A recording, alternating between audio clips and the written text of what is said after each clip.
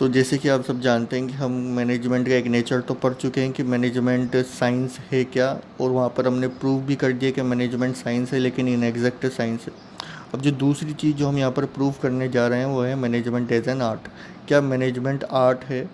तो यहाँ पर भी सबसे पहले तो हम आर्ट का मतलब देखेंगे। आर्ट का मतलब जानने के बाद हम आर्ट के फीचर्स देखेंगे और फिर उन फीचर्स को हम मैनेजमेंट के फीचर से कंपेयर करेंगे। अगर मिलते हैं तो हम बोलेंगे कि मैनेजमेंट आर्ट है, नहीं मिलते हैं तो बोलेंगे आर्ट नहीं है। तो सबसे पहले आर्ट का मतलब देख लेते हैं। आर्ट होता क्या है? Art is an application of theoretical knowledge acquire by an individual through study, observation and experience. देखो आर्ट क्या है? जो भी चीज़ आपने पढ़ी है, जब आप उस चीज़ को प्रैक्टिकली अप्लाइड करते हैं तो उसको बोलते हैं आर्ट। फॉर एग्ज़ाम्पल अभी आपने मान लो कि आपने सीए की पढ़ाई की। सीए की पढ़ाई करते हैं अपन। अब सीए की पढ़ाई करने के बाद जब हम उसको प्रैक्टिकली लाइफ में उन सारे टैक्सेशन को काम को परफॉर्म करते हैं तो वहाँ पर जाकर वो आर्ट बन जाता है। जैसे कि आपने मैनेजर की पढ़ाई कर ली। अब मैनेजर की पढ़ाई करने के बाद जब आप एक ऑर्गेनाइजेशन में जाकर जब आप काम करोगे तो जब आप क्या करोगे उस दौरान उस जो भी थियोरटिकल नॉलेज जो आपने ली है उसको प्रैक्टिकली अप्लाई करके देखोगे तो वहाँ पर वो क्या बन जाती है? आर्ट बन जाती है। तो आर्ट क्या है? एप्लीकेशन ऑफ थियोरटिकल नॉलेज, यानी जो भी आपने थियोरटिकल नॉलेज हासिल की है उसको आप यहाँ पर क्या करते हो? अप्लाई करते हो। और वो थियोरटिकल नॉलेज आपको कहाँ कहाँ से मिलती है? स्टडी से मिलती है, स्टडी करके मिलती है, ऑब्जर्वेशन से मिलती है, या फिर एक्सपीरियंस से भी वो नॉलेज आपको हासिल होती है। अब दूसरा जो है हम यहाँ पर देखने जा रहे हैं कि आर्ट्स के फ़ीचर क्या है। आर्ट्स का सबसे पहला फ़ीचर जो है वो क्या है? Existence of theoretical knowledge.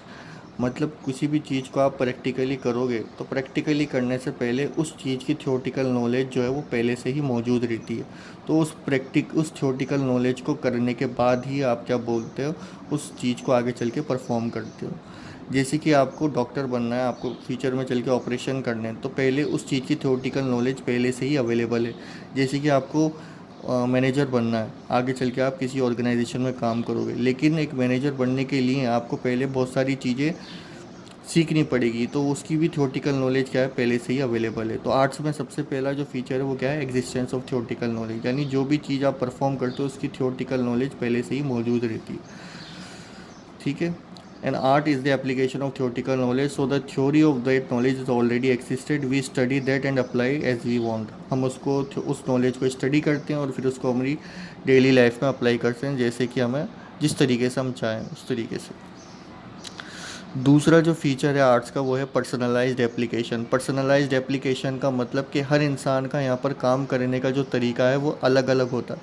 For example दो मैनेजर हैं, एक मैनेजर का सोचने का नज़रिया एक अलग तरीके का होगा, दूसरे मैनेजर का सोचने का तरीका अलग तरीके का होगा। एक मैनेजर की काम अपने एम्प्लॉय से जो काम निकलवाएगा वो किसी अलग तरीके से निकलवाता होगा, और जो दूसरा मैनेजर है जो अपने एम्प्लॉय से काम निकलवाएगा वो अलग तरीके से निकलवा सकता होगा। मतलब सबका सोचने का तरीका अलग अलग होता है। कुछ मैनेजर ऐसे हो सकते हैं जो प्यार मोहब्बत से अपने एम्प्लॉय से काम निकलवा लें, और कुछ मैनेजर ऐसे भी हो सकते हैं जो डरा कर धमका कर अपने एम्प्लॉय से काम निकलवा लें।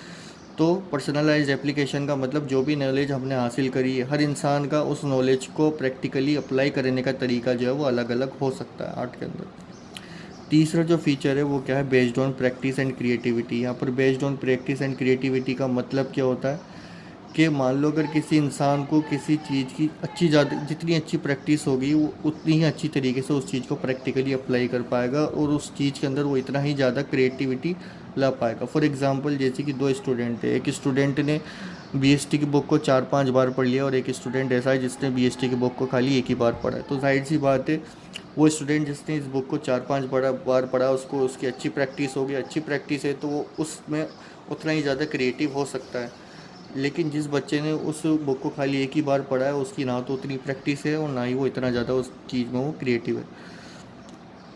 तो आर्ट का जो तीसरा जो प्रिंसिपल है कि वो जो नॉलेज उसने जो भी हासिल करी है उसको जितनी ज़्यादा उसकी अच्छी प्रैक्टिस होगी उतनी ही ज़्यादा वो उसको अपनी डेली लाइफ में अप्लाई कर सकता है और उतना ही अच्छा वो उसमें क्रिएटिव हो सकता है।